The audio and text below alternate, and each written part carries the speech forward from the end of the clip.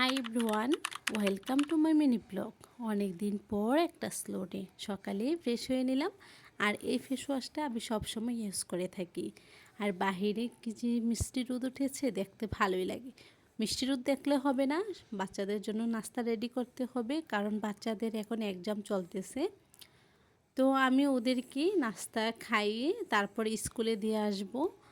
প্রত্যেক মায়েরাই কিন্তু সকালে ফ্রেশ হয়ে স্কিন কেয়ার করার একদমই সময় পায় না, কারণ তারা তাদের বাচ্চাদেরকে বেশি কেয়ার করে। এজন্য কিন্তু মায়েদের এটা করার সময় একদমই হাতে থাকে না।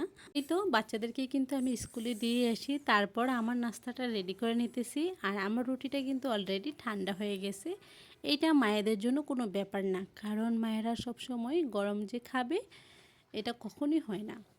আর আমার প্রত্যেক দিন যেটা লাগে ওইটা কিন্তু আমি রেডি করে নিছি। আমার চা প্রত্যেক দিন লাগে, তো আমি আমার রুটিটা খেয়ে নিছি আর আমার চাটা নিয়ে আমার পছন্দের রুমে চলে আসলাম। আর এই যে দেখেন, অনেক সুন্দর মিষ্টি রোদ। তো ভাবলাম যে সকালে যেহেতু কোনো স্কিন কেয়ার করতে পারি নাই, এখন বাসায় ওরা কেউ নেই, তো আমি বসে একটু স্কিন কেয়ার করব। তো আজকের মতন এখানেই, বাই বাই, টাটা।